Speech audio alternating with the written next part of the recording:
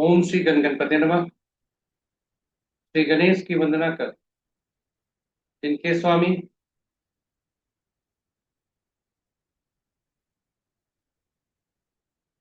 सोमनाथ चंद्रदेव तथा श्री भोलेनाथ की आराधना कर, इष्ट देव का ध्यान धर, गुरुजनों को नमन कर, अभिनंदन करते हैं आपका वरुण एस्ट्रो द्वारा प्रस्तुत आज के दैनिक पंचांग में।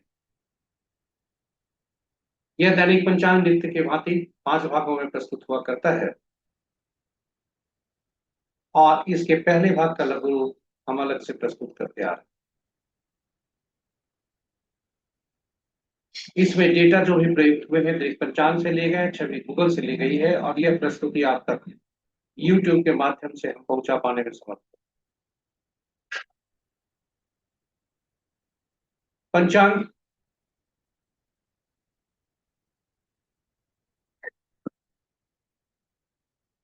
आम बोलचाल की भाषा में महत्वपूर्ण मुहूर्त तक ही सीमित रहता है, किंतु इसकी महत्ता हमारे जीवन में बहुत ही अधिक है। यह केवल शुभ मुहूर्त जानने का माध्यम नहीं है, अपितु हमारी निर्णय क्षमता को वह सुदृढ़ करता है। प्रकृति और ब्रह्मांड के साथ ऊर्जा का संतुलन स्थापित करने में सहायक होता है, जिसके फलस्वरूप हम सबके जीवन में शांति, समृद्धि और सकारात्मकता का संचार होता है। अतः पंचांग का अनुसरण करके हम अपने जीवन को अधिक सफल और समृद्ध बना सकते हैं। तो चलिए, आइए पंचांग का हम सब अनुसरण करके अपने जीवन में शांति, समृद्धि और सकारात्मकता का संचार सुनिश्चित करते हुए अपने जीवन को अधिक सफल और समृद्ध बनाएं। साथ ही साथ अनुरोध है कि इस प्रस्तुति को साझा करें अपने मित्रों, परिजनों और शुभेच्छुओं के संग, ताकि उनके भी जीवन में शांति, समृद्धि और सकारात्मकता का संचार हो और वे भी पंचांग का अनुसरण करके अपने जीवन को अधिक सफल और समृद्ध बना सके।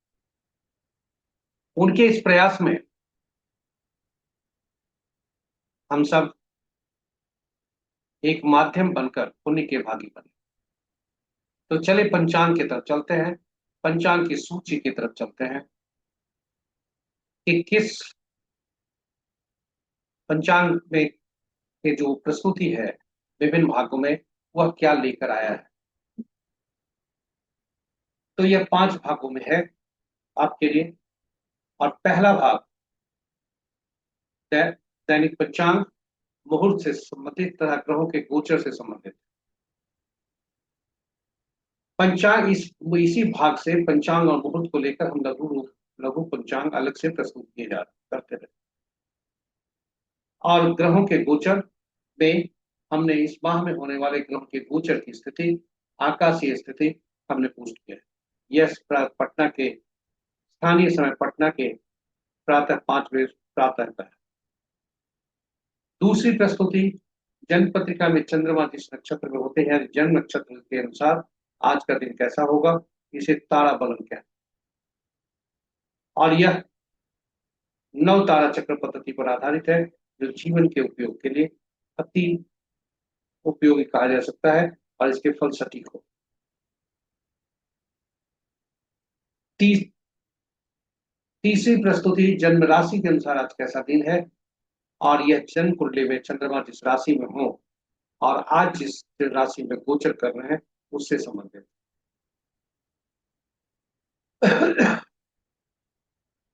चौथा भाग चौघड़ या मुहूर्त से संबंधित है, जो दैनिक कार्यों के लिए बहुत उपयोगी है, क्योंकि 8 चौघड़िया दिन के होते हैं, 8 चौघड़िया रात के होते हैं।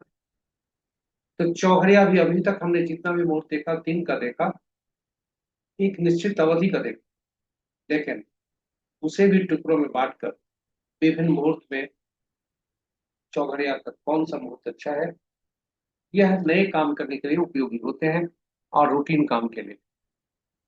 इसे हम प्रस्तुति में देखें। पांचवा भाग अंक ज्योतिष के अनुसार कैसा आज दिन रहने की संभावना है। जीवन में अंक हमें ईश्वर द्वारा प्रदत्त होते हैं, जो कुछ स्थायी अंक होते हैं जन्म तिथि के रूप में, और जन्म तिथि से निकलने वाले कुछ अंकों से जो स्थायी होते हैं। उसके बाद जो चलायमान अंक होते हैं वह विभिन्न रूपों में हमारे समीप आते हैं, और वह हमें ऊर्जा देते हैं। उदाहरण के लिए नाम हुआ, गाड़ी संख्या हुई, मोबाइल संख्या हुआ, आदि आदि, मकान संख्या से लेकर शहर का संख्या तक, ये सभी हमें कुछ न कुछ ऊर्जा देती है। तो उसके अनुसार आज कैसा दिन रहने की संभावना है, और उसके प्रतिफल क्या होने की संभावना है, सावधानियां क्या रखें। इस तरह से हमारे 5 भागों की प्रस्तुति आपके समक्ष हमने सूची रखी। और पुनः कह रहे कि पारिश्रमिक के रूप पर इसे ही हमारे पोस्ट को, हमारे चैनल को सब्सक्राइब करें तथा पोस्ट को लाइक करना ना। तो चलिए आज हम इतना ही, अगली प्रस्तुति में लेकर चलते हैं जो पहले भाग की प्रस्तुति।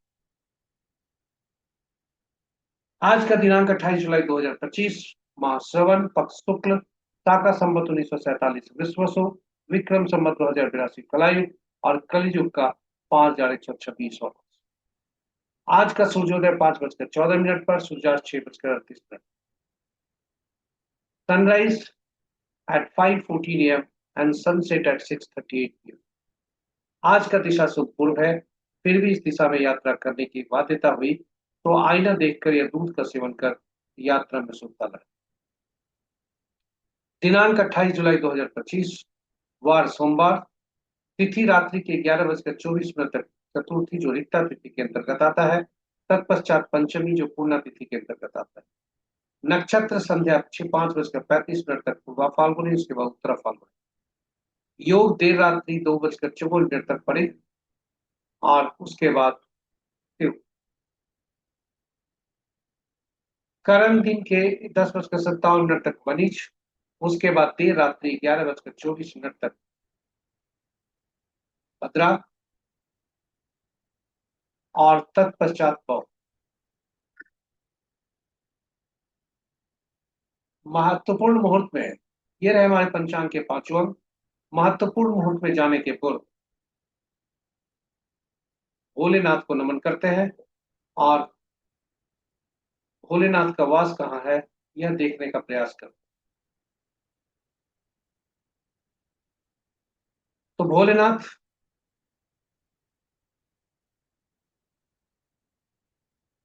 शुक्ल पक्ष चतुर्थी में क्रीड़ा स्थल पर है, और पंचमी में कैलाश पर। तो जब तक चतुर्थी तिथि है, यानी दिन की रात्रि के 11:24 तक, तब तक शुभ नहीं है। और तत्पश्चात जब पंचमी तिथि के अंतर्गत हम प्रवेश करते हैं, तब वो कैलाश पर्वत पर होते हैं, जो कि शुभ है। ओम नमः शिवाय।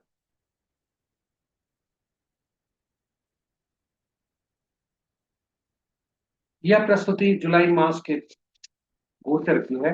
मंगल देव आज रात्रि के 8:11 तक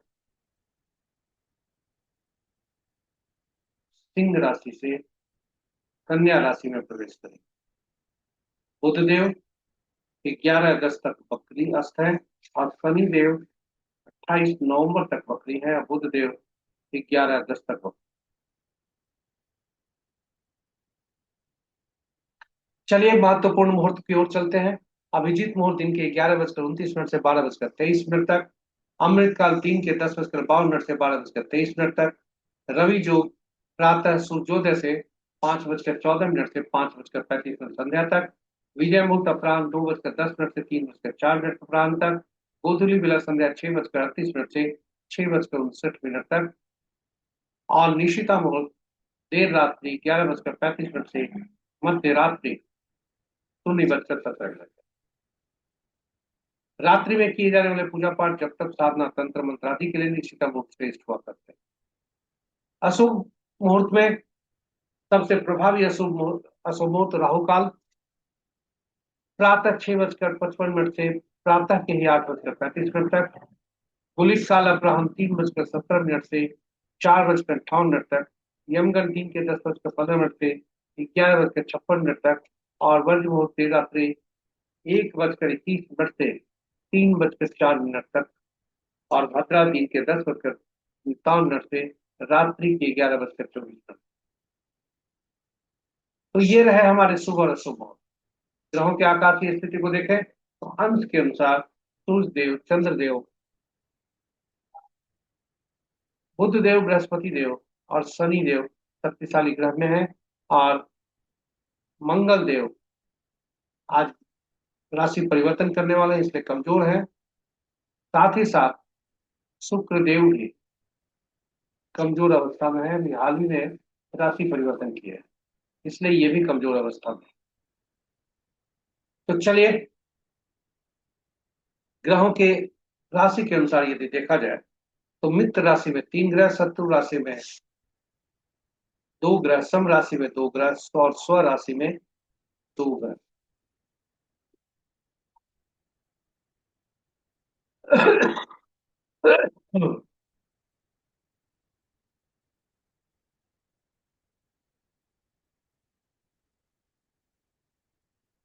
ग्रहों को के नक्षत्रों के अनुसार यदि देखा जाए, इस प्रकार सूर्य की राशि में 3 ग्रह, चंद्र की राशि में 2 ग्रह, बुध की राशि में 2 ग्रह।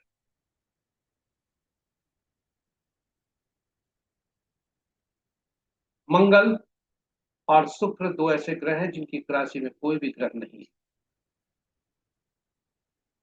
और किसी भी ग्रह का आपस में राशि परिवर्तन नहीं है।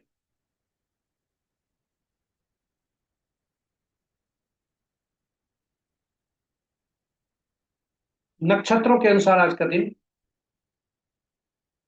मित्र नक्षत्र में 3 ग्रह, शत्रु नक्षत्र में 1 ग्रह, सम नक्षत्र में 3 ग्रह और स्व नक्षत्र में 2 ग्रह हैं, जो कि क्रमशः बुध देव और शनि देव।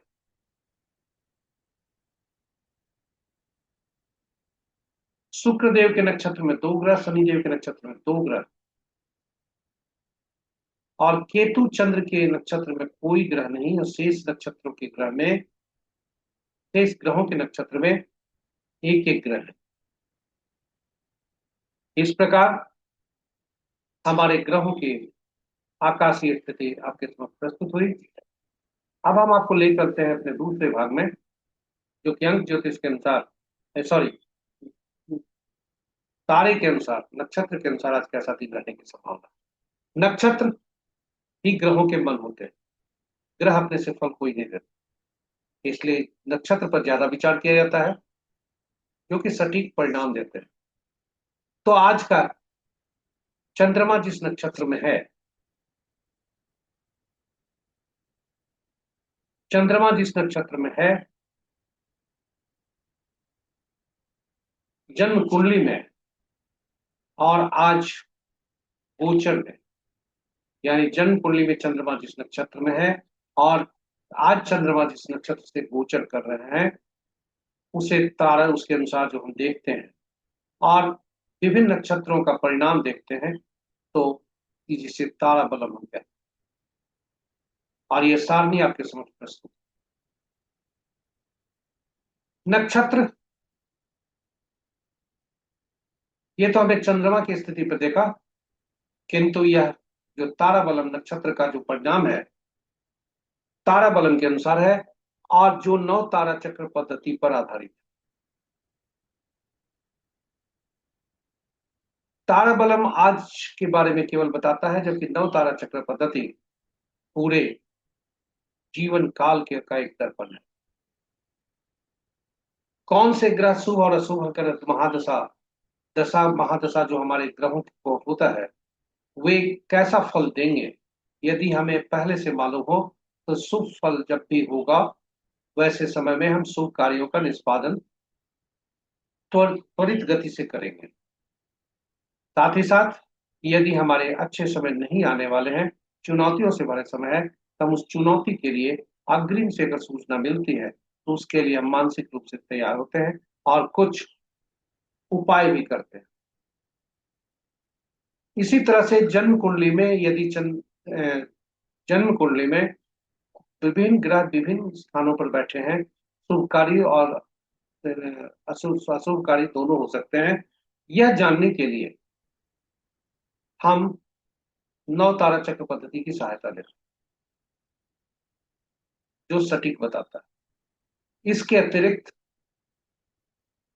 विभिन्न नक्षत्र, चूंकि जन्म से लेकर मृत्यु तक हमें विभिन्न लोगों से संपर्क होता है, विभिन्न नक्षत्र के लोग आपके साथ कैसा बर्ताव करेंगे या कैसा फल देंगे और आप उनके साथ कैसा बर्ताव करेंगे, यह हम नव तारा चक्र पद्धति से ही जान सकते हैं। इसलिए नव तारा चक्र पद्धति बहुत ही उपयोगी और सटीक पद्धति है। और यह भी, इसका भी वीडियो हमने डाला है जिसमें माँ जानकी, भगवान राम तथा पवन पुत्र हनुमान की जन्म कुंडली इसमें डाली है, यह साबित करने के लिए कि नव तारा चक्र पद्धति से कैसा आपस में संबंध आता है। और यह सटीक परिणाम आप हम सभी जानते हैं कि भगवान राम, माँ सीता और पवन पुत्र हनुमान में कैसे संबंध। इसलिए नवतारा चक्र पद्धति पर जब यह आधारित पर वह भी वही परिणाम आता है, इसकी सटीकता प्रमाणित हो। अब प्रश्न उठता है, जब ग्रहों के मन नक्षत्र होते हैं तो कौन कौन से नक्षत्र किस ग्रह का परिणाम देंगे, यह कैसे जाता है। इसके लिए इस एक प्रक्रिया अपनाई गई जिसमें चंद्रमा जिसमें 27 नक्षत्रों को 3 भागों में बांटा गया, क्योंकि ग्रह 27 होते हैं, ग्रह नक्षत्र ग्रह 9 होते हैं और नक्षत्र 27 होते हैं। यह एक प्रक्रिया थी जिसे जोड़ना, और यह इस प्रक्रिया को आसान से करते हुए सभी नक्षत्रों को 3 भागों में बांटा गया। पहला से 9वां तक एक भाग में, 10वां से 18वां तक दूसरे भाग में, और 19वां से 27वां तक तीसरे भाग में। यानी हर जो श्रेणी बनी वह 9 नक्षत्रों का बना। इस प्रकार पहला 9, दूसरा 10वां से 18वां और तीसरी श्रेणी 19वां से 27। अब ग्रहों को देखा गया और ग्रह महादशा के अनुसार उसे सूचीबद्ध की गई। यानी पहला ग्रह केतु, दूसरा ग्रह शुक्र, तीसरा सूर्य, चौथा चंद्र, पांचवा मंगल, छठा राहु, सातवां बृहस्पति, आठवां शनि और नौवां बुध। और पहला जो ग्रह हुए हर श्रेणी में से, यानी पहला, 10वां और 18वां नक्षत्र, हर श्रेणी में से पहला नक्षत्र यानी पहला, 10वां और 19वां, ये जो नक्षत्र हुए, ये इनका स्वामित्व केतु देव को दिया गया, पहला ग्रह। उसी तरह से दूसरा नक्षत्र जो हुए, दूसरा, 11वां और 20वां, इनका जो स्वामित्व है शुक्र देव को दिया गया। और इसी क्रम में बढ़ते हुए 9, 18 और 27 के स्वामित्व बुध देव को दिया गया। और इस प्रकार जब इस तरह से नक्षत्रों के साथ ग्रहों को जोड़ा गया, या कहें ग्रहों को नक्षत्रों के साथ जोड़ा गया, तो यह सूची बनी। यह सूची बहुत ही महत्वपूर्ण है, आप इसे सहेज सकते हैं। केतु के नक्षत्र में पहला, 10वां और 19वां, केतु के ग्रह में पहला, 10वां और 19वां नक्षत्र आया, अश्विनी, माघा और मूला। वहीं दूसरा, 11वां, 20वां जो नक्षत्र हुए, भरणी, पूर्वा, फाल्गुनी और पूर्वाषाढ़, उनके स्वामित्व ये दूसरा ग्रह केतु को, शुक्र को दिया गया। और यही क्रम में बढ़ते हुए 9, 18वां, 27वां नक्षत्र क्रमशः श्लेषा, ज्येष्ठ और रेवती हुए, इनका स्वामित्व बुध देव को दिया गया। और इस प्रकार ग्रहों को नक्षत्रों के साथ जोड़ा गया। फलित कैसे करते हैं, यह बहुत ही महत्वपूर्ण है, तो सबसे ज्यादा महत्वपूर्ण, और नौ तारा चक्र पद्धति का क्रक्स यहीं पर है। चलिए देखते हैं फलित कैसे करते हैं। तो चंद्रमा जिस जन्म पत्रिका में जिस नक्षत्र में है, उसके स्वामी को पकड़िए और उसे पहला ग्रह मानकर चलिए। उदाहरण स्वरूप, किसी व्यक्ति का ग्रह नक्षत्र जो जन्म नक्षत्र है हस्ता है, यानी वह चंद्रमा के नक्षत्र में जन्म लिया है, तो चंद्रमा से गणना आरंभ होगी। पहला ग्रह चंद्रमा, दूसरा ग्रह मंगल, तीसरा राहु, इस प्रकार।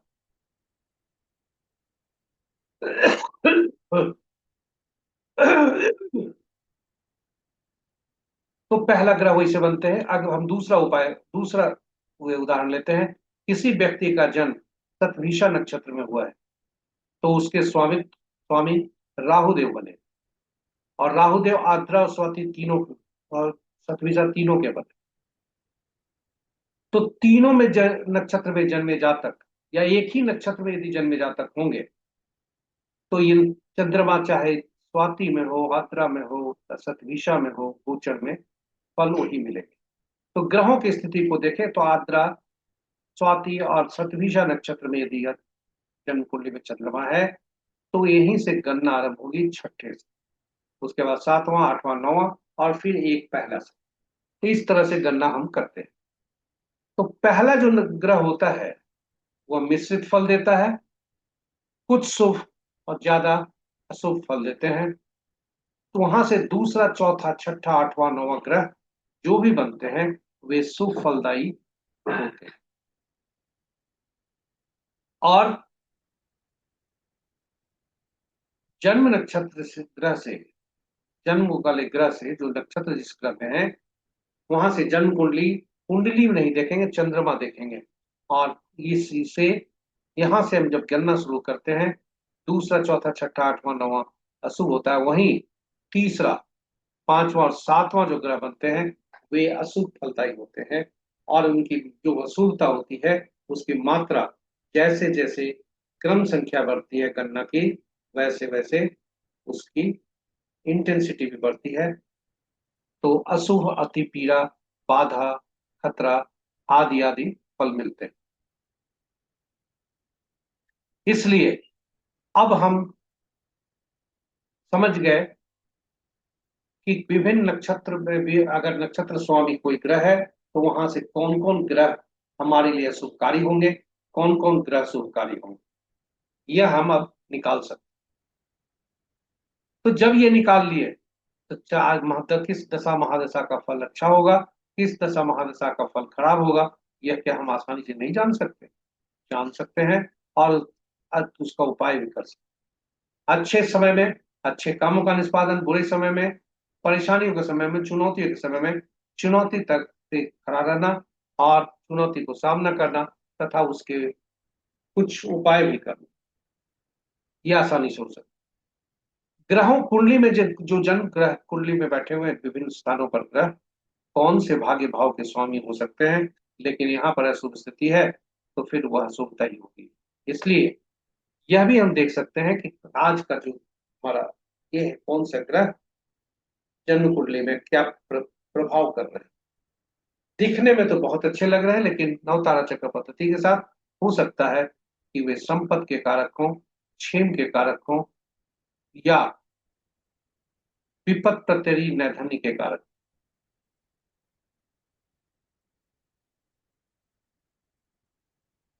यह हम समझ सकते हैं।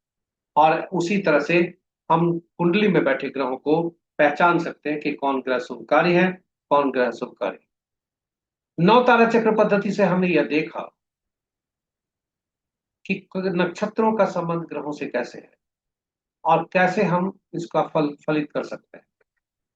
और ये जीवन काल में हमसे मिलने वाले व्यक्ति का यदि नक्षत्र मालूम है और हमारा नक्षत्र मालूम है, तो उससे हम पता कर सकते हैं कि उनका नक्षत्र कैसा है और वे कैसा फल देने वाले हैं।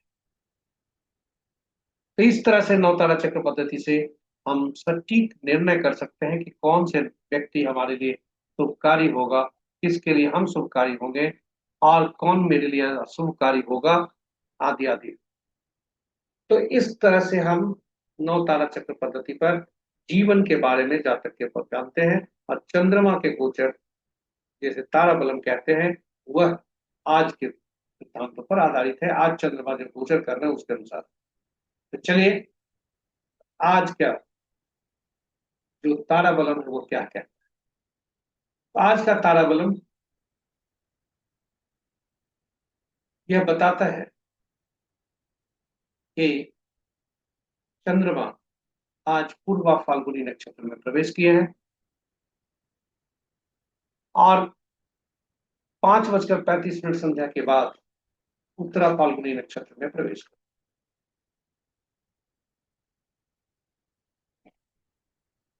इस प्रकार यदि हम किसी एक नक्षत्र को देखें, भरणी नक्षत्र में जन्मे जातक, चाहे पूर्वा फाल्गुनी में, भरणी में उनका, भरणी में नक्षत्र में जन्मे जातक के लिए जन्म का फल मिलेगा, भले ही उनका पूर्व फाल्गुनी में जन्म नहीं हुआ जहां जहां चंद्रमा गोचर कर। इसलिए समूह ग्रहों नक्षत्रों के समूह के स्वामी फल देते हैं। तो भरणी, पूर्वा फाल्गुनी या पूर्वाषाढ़ा नक्षत्र के स्वामी शुक्रदेव बने। शुक्रदेव जन्म के ग्रह भी बने, और उसके बाद उत्तरा फाल्गुनी जो सूर्य का ग्रह होता है वह संपत देता है। तो जातक के लिए सूर्य ज्यादा शुभकारी है, जो भरणी, पूर्वा फाल्गुनी या पूर्वाषाढ़ा में हुए हैं। वहीं चंद्रमा के नक्षत्र वाले, चंद्रमा के नक्षत्र उनके लिए चंद्रमा विपत्तकारक होंगे। उसके बाद राहु विपत्तकारी होंगे, और फिर शनि देव विपत्तकारी। और इस प्रकार हम फलित कर सकते हैं अपना किसी भी नए चक्र से, नवतारा चक्र पद्धति से हम यह जान सकते हैं। उसी प्रकार पुनर्वसु या विशाखा पूर्वा भाद्रपद में किसी का जन्म हुआ है, तो पहला भाग जो है दिन के 5:35 तक वह प्रत्यय में आता है। उसके बाद साधन है जो कि नैथनी में आता है। साधन, उसके बाद साधक तो होता है जो कि शुभकारी है, सॉरी नैथनी नहीं है, शुभकारी होता है। तो इस तरह से हम फलित कर सकते हैं। और आज यदि हमारा, मान लीजिए किसी व्यक्ति का जन्म भरणी नक्षत्र में हुआ, जन्म 5:35 तक वो तारे जन्म नक्षत्र में है, और तो ऐसी स्थिति में शुभ व शुभ काम नहीं किया जाता कोई भी, और उसे त्यागा जाता है, चाहे प्रत्यय हो, नैधन्य हो, विपत्तकारी हो, ये सभी मुहूर्त को त्यागा जाता है। तो यदि हम मुहूर्त को त्यागते हैं तो से चंद्रमा के अनुसार हम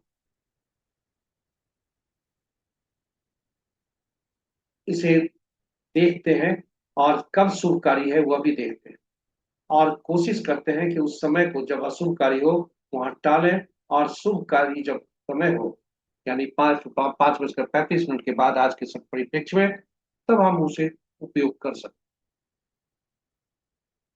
और जब हम उपयोग करेंगे शुभ स्थितियों में, तो हमारे लिए कोई उपाय करने की जरूरत नहीं है। किंतु अशुभकारी स्थिति है और उसे टाला भी नहीं जा सकता, तो वैसी स्थिति में हम उसे,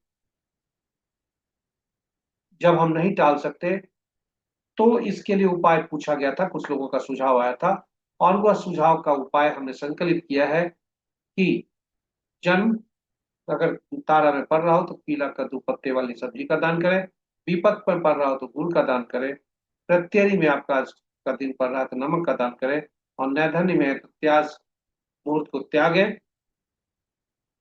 एक बार फिर मुहूर्त को त्यागें, और मजबूरी हुई तो तिल सहित का स्वर्ण का दान करें। किंतु हम यह सलाह देते हैं कि रिस्क नहीं ले, क्योंकि यह जो परिहार के उपाय हैं, यह हो सकता है कि यह किसी ने पोस्ट किया हो, या हम संकलित हमें गलती हो सकती है, तो लेकिन यह प्रमाणित नहीं है,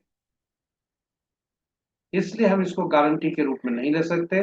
रिस्क लेना श्रेयस्कर नहीं होगा, इसलिए ऐसे मुहूर्त को त्यागें। तो इसके साथ हमारी यह दूसरी प्रस्तुति समाप्त होती है। अब हम आपको ले चलते हैं चंद्रमा जिस राशि में है उसके अनुसार कैसा फल है। तो चंद्रमा सिंह राशि में है और कन्या राशि में प्रवेश करने वाले रात्रि के 12 बजे चंद्रदेव का राशि परिवर्तन होगा। इस पद्धति को चंद्रमा जन्म कुंडली में किस राशि में है और चंद्रमा आज जिस राशि में है उसके अनुसार कैसा फल होगा, इसे चंद्र बलम कहते हैं। तो जन्म राशि के अनुसार यदि हम देखें तो मिथुन, जब तक चंद्रमा आए यानी आज मध्य रात्रि तक 0 बजे तक मिथुन राशि वाले जातक सिंह, वृश्चिक, तुला और कुंभ, मीन राशि वाले जातक के लिए दिन शुभ के संकेत आ रहे हैं। और तत्पश्चात जब चंद्रमा कन्या राशि में प्रवेश कर रहे हैं तो कर्क राशि वाले जातक, मेष राशि वाले, कर्क राशि वाले, वृश्चिक, धनु और मीन राशि वाले जातक के लिए शुभता के संकेत है।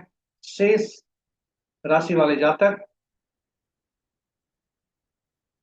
सावधान रहें, ईश्वर का ध्यान रखें, वाहन आदि चलाते समय या यात्रा करते समय ध्यान दें, पर लापरवाही ना, ताकि कोई अशुभता की स्थिति ना बने। इन्हीं शब्दों के साथ हम आपको ले चलते हैं अब चौथी प्रस्तुति में, चौघड़िया मुहूर्त के अनुसार कैसा समय रहेगा। यह शुभ और अशुभ काल दर्शाता है। किसी भी शुभ काम को करने के लिए इसका उपयोग किया जाता है, चाहे वह काम किसी पूजा पाठ में शुरू करना है या कोई मुहूर्त पहले बार काम करने के लिए, पहली पहली बार किसी चीज का कुछ नए काम करने के लिए, उद्घाटन आदि करने के लिए, गृह प्रवेश आदि के लिए, दुकान का आरंभ करने के लिए, नौकरी ज्वाइन करने के लिए, ये सभी के लिए चौघड़िया मुहूर्त उपयोगी होता है। यदि कोई व्यक्ति उचित मुहूर्त नहीं देखना चाहता हो या नहीं देख पाया तो भी उसे सलाह दिया जाता है कि कम से कम शुभ कार्य करने के लिए कम से कम चौघड़िया अवश्य देखना।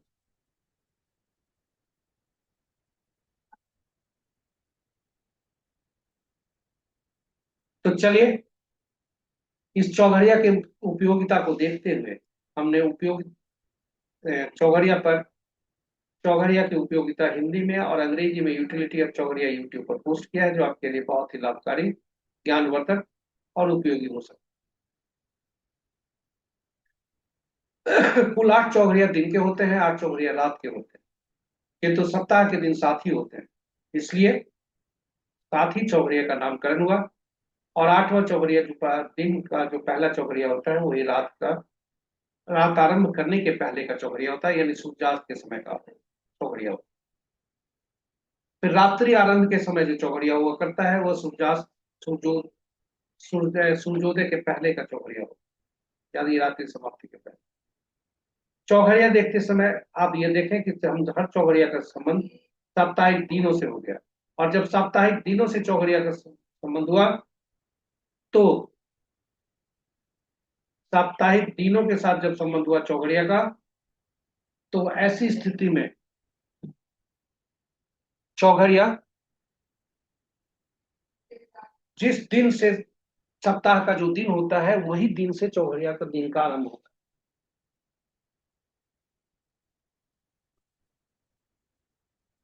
उसी दिन से चौघड़िया आरंभ होता है। यानी आज अगर सोमवार है तो सोमवार का चौघड़िया अमृत चौघड़िया हुआ करता है, और जो दिन का चौघड़िया आरंभ होगा, आदि का चौघड़िया वो अमृत चौघड़िया होगा, और अंत का चौघड़िया भी अमृत चौघड़िया होगा। इस प्रकार चौघड़िया का जोड़ा गया दिन से, और दिन के स्वामी ग्रह होते हैं, इसलिए हर चौघड़िया ग्रह से जुड़े, और हर ग्रह किसी न किसी विशेष कार्य के लिए जो सूची आपके समक्ष उपस्थित है उसके अनुसार कार्य करते हैं, तो वो हर ग्रह किसी न किसी विशेष कार्य के लिए उपयोगी हुआ करता है, और तब इसलिए हर चौघड़िया कोई विशेष कार्य के लिए उपयोगी। इसलिए किस कौन से कार्य आपको करने हैं, सामान्यतः शुभ चौघड़िया जो भी होते हैं उसमें शुभ कार्य करने से शुभ कार्य होते हैं, कोई भी, लेकिन यह विशेष कार्य यदि किया जाए तो उसके लिए विशेष चौघड़िया का उपयोग करना चाहिए।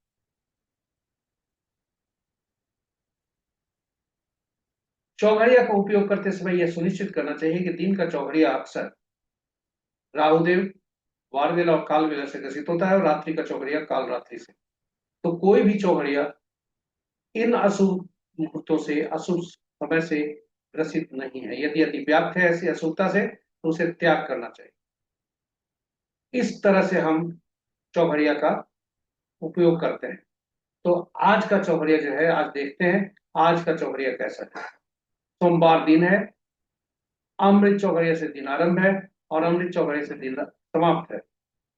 काल चौघड़िया जो है राहु काल और काल काल बेला से ग्रसित है, वहीं लाभ चौघड़िया जो अपराह्न 3:17 से 5:57 तक है, वह वार वेला से ग्रसित। रात्रि का चौघड़िया रात्रि के 10:36 से 11:56 तक लाभ चौघड़िया है, जो काल रात्रि से ग्रसित है। इन चौघड़िया का को त्याग करना चाहिए और तब उपयोग करना चाहिए। तो ये रहे आज के चौघड़िया की प्रस्तुति, चौथी प्रस्तुति। पांचवी प्रस्तुति हम अंक ज्योतिष के अनुसार आपको ले चलते हैं अपने अंक ज्योतिष के अनुसार कैसा दिन रहने की संभावना है।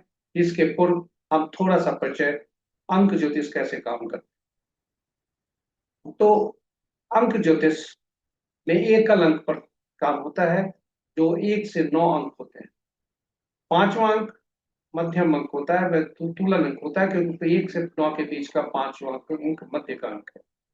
शून्य अंक को नहीं दिया जाता है गणना में, क्योंकि वह अनिश्चितता को दर्शाता है। और ये 1 से 9 अंक जो हुए, इसके स्वामी भी होते हैं, ग्रह होते हैं। 1 के सूर्य, 2 के चंद्रमा, 3 के बृहस्पति, 4 के राहु, 5 के बुध, 6 के शुक्र, 7 के केतु, 8 के शनि, 9 के मंगल।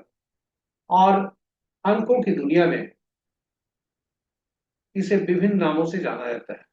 1 को राजा के रूप में या सरकार के रूप में, 2 को रानी के रूप में, तीसरा को गुरु के रूप में, चौथा को शरारती तत्वों के रूप में, पांचवा राजकुमार के रूप में, छठा मंत्री, सातवां धन गुरु, आठवां दिनस्थ, न्यायालय आदि से देखते हैं। और नौवां सेनापति, डॉक्टर, पुलिस आदि से देखते हैं। तो इस प्रकार ग्रहों का संबंध भी हम इससे निकाल सकते हैं। राजा रानी का संबंध कभी खराब नहीं होगा, राजा गुरु का संबंध खराब नहीं होगा। गुरु हमेशा शुभ फलदायी होते हैं। उसी तरह से गुरु का संबंध अगर कहा जाए शुक्र से अच्छा नहीं होता। और इस प्रकार हम फल को निकाल सकते हैं।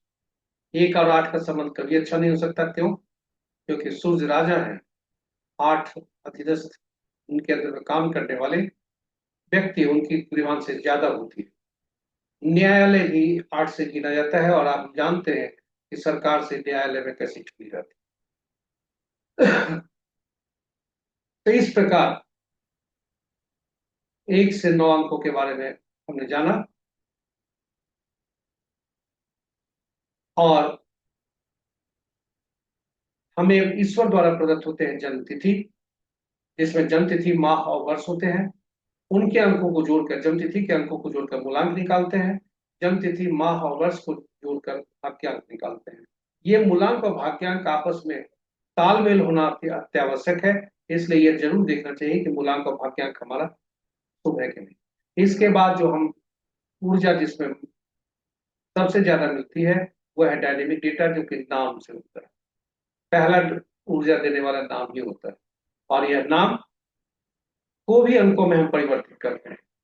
इसके लिए तो उनके अक्षरीय मूल्य को हम अंक में बदलते हैं, क्योंकि हर अक्षर का अंकीय मूल्य होता है, और उसे बदलकर हम फिर जोड़ते हैं और उसे एक अंक में परिवर्तित करते हैं। तो इस तरह से हम अंक को या शब्द कोई हमें मिले, तो उसको हम अंकों में परिवर्तित करते हैं। और नाम, उदाहरण स्वरूप नाम हमने दिया है दीपक का, तो इसे हम जोड़कर और एक अलग बनाते हैं, और तब यह देखते हैं कि यह नाम हमारे मूलांक और भाग्यांक से कैसा उसका रिश्ता है। यदि सही है तो सही है, नहीं है तो नहीं है। साथ ही साथ मूलांक और भाग्यांक से जो नाम का पहला अक्षर है, वह कैसा एनर्जी दे रहा है। उदाहरण स्वरूप किसी व्यक्ति का जन्म यदि 8 मूलांक है उसका, तो वैसे व्यक्ति का जो जन्म होगा, या किसी व्यक्ति का मूलांक 4 है, तो वैसे व्यक्ति का नाम का पहला अक्षर टी नहीं होना चाहिए। तो ये दोनों चीजों को देखते हैं, और इस तरह से जीवन में आने वाले सभी शब्दों, अक्षरों से युक्त शब्द, अंक आदि का जोड़कर हम फलित करते हैं कि कैसे फल दे रहे हैं। यहाँ हम एक सारणी दे रहे हैं कि जो भी नाम होना चाहिए, नामांक, मूलांक का भाग्यांक का शत्रु नहीं होना चाहिए। और ये शत्रु आपके एक का हर जो मूलांक भाग्यांक होता है उसके शत्रु कौन होते हैं, इसी सूची आपके समक्ष उपस्थित। अब हम चलते हैं आपको आज पुनः एक बार बता दें कि अंक ज्योतिष में मूलांक और भाग्यांक जो होता है, और अंक आपका जो नामांक निकलता है वह मूलांक और भाग्यांक का शत्रु नहीं। इन अंकों का अगर मूलांक भाग्यांक का शत्रु हमने देख लिया तो फिर मित्र देखने में, कोई आकलन करने में हमें देर नहीं लगेगी। तो यह याद करना जरूरी है कि आखिर शत्रु कौन किस अंक के। तो चलिए आज का दिन देखते हैं। यदि हमने यहाँ देखा, पुनः देखें, यदि हमने यहाँ देखा है कि एक और आठ आपस में शत्रु है, तो यदि मूलांक और भाग्यांक इस तरह का बनता है तो फिर हम 5 नंबर का प्रयोग करते हैं नामांक में, ताकि यह बैलेंस हो जाए, क्योंकि 5 अंक दोनों के मित्र हो जाते हैं, 1 और 8 दोनों के। लेकिन यदि यही 1 और 2 है, एक मूलांक एक दो भाग्यांक, तो वैसे में 1 और 2 आपस में अतिमित्र है। और वैसी स्थिति में यदि नामांक 8 पर गया, 4, 6, 8, 9 पर गया, फिर परेशानी बढ़ेगी। इसलिए इस संबंध में आकलन करना चाहिए, विचार करना चाहिए। तो चलिए अब हमको ले चलते हैं तीसरी प्रस्तुति में। तीसरा प्रस्तुति, आज का दिन कैसा रहने की संभावना। तो आज का मूलांक 1 है, भाग्यांक 8 है। 1-8 का संबंध अभी हमने चर्चा की, अति शत्रुता। स्वाभाविक है ऐसा कॉम्बिनेशन जिसके पास में होगा परेशानी होगी। और आज यदि देखें तो 8 अंक एक मूलांक वाले जातक को 1, 2, 3, 4 ये क्रम से सभी को अति शत्रु मानते हैं। वैसे आप देखें 8 अंक किसी के मित्र नहीं है। क्यों? क्योंकि जो खुद काम करता है श्रमिक, वह किसी का मित्र नहीं होता, उसे काम करने से ही फुर्सत नहीं है। न्यायालय किसी का मित्र नहीं होता। इसलिए 8 अंक किसी का मित्र नहीं है। अति शत्रु सरकार का, मंत्री का, गुरुज का, और जो क्राइम करने वाले हैं, जो यदि सरकार की तरफ से कुछ गलत करते हैं तो भी, राहुल, ये सभी अति शत्रु हैं। और खुद 8 का 8 शत्रु है, क्योंकि 8 अंक वाले के साथ 8 अंक की मित्रता नहीं चलती। और 8 और 9 के संबंध का संबंध भी शत्रुता का है। तो इस प्रकार हम देखते हैं कि 8 अंक केवल तटस्थ हैं 5, 6 और 7 अंक।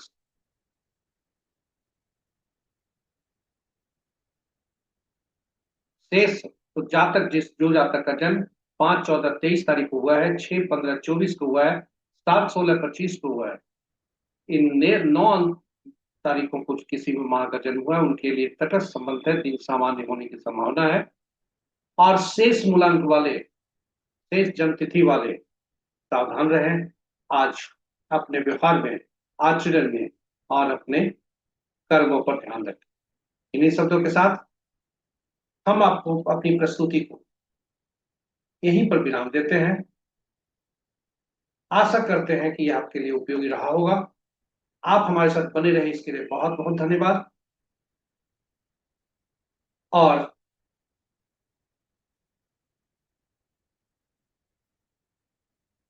यदि आप हमारी प्रस्तुति को पहली बार देख रहे हैं तो इस प्रस्तुति को आप हमारे चैनल को सब्सक्राइब कर लें, नोटिफिकेशन बटन को दबा दें, जो कि पारिश्रमिक के रूप में हमारे पास विभिन्न जो ग्राहक आते हैं कंसल्टेंसी के लिए, वह निगेटिव एनर्जी छोड़कर जाते हैं, नकारात्मक ऊर्जा छोड़कर जाते हैं, जो मंदिरों में भी होता है।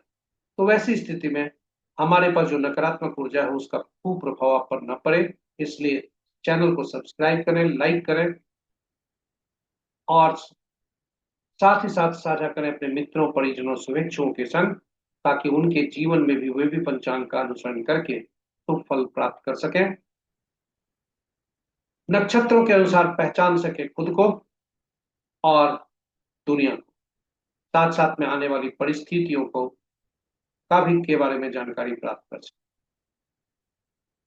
नवतारा चक्र पद्धति के अनुसार शुभ मुहूर्त को अपनाएं, चौघड़िया मुहूर्त में, और शुभ फल प्राप्त करें। साथ ही साथ अंक ज्योतिष घर घर पहुंचे, घर घर में हो एक अंक ज्योतिषी, ताकि आरंभ से ही सही अंक जातक को दिए मिल जाए, और सभी और सही ऊर्जा जातक को प्राप्त हो, ताकि उसके जीवन में कोई भी परेशानी नहीं। इन्हीं शब्दों के साथ हम आपसे विदा लेते हैं। कल पुनः नई प्रस्तुति के साथ हम आपके समक्ष उपस्थित होंगे। फीडबैक के तौर पर यूट्यूब के कमेंट बॉक्स में जाकर कमेंट जरूर करें। इन्हीं शब्दों के साथ हम आपसे विदा लेते हैं। आज कल पुनः मुलाकात होगी। तब तक के लिए ईश्वर, सोमनाथ, भोलेनाथ, चंद्रदेव सभी मिलकर आपके लिए आशीष देते रहें, बरसाते रहें, और आप खुशहाल रहें। इन्हीं शब्दों के साथ हम विदा लेते हैं। जय सोमनाथ, जय चंद्रदेव, जय भोलेनाथ।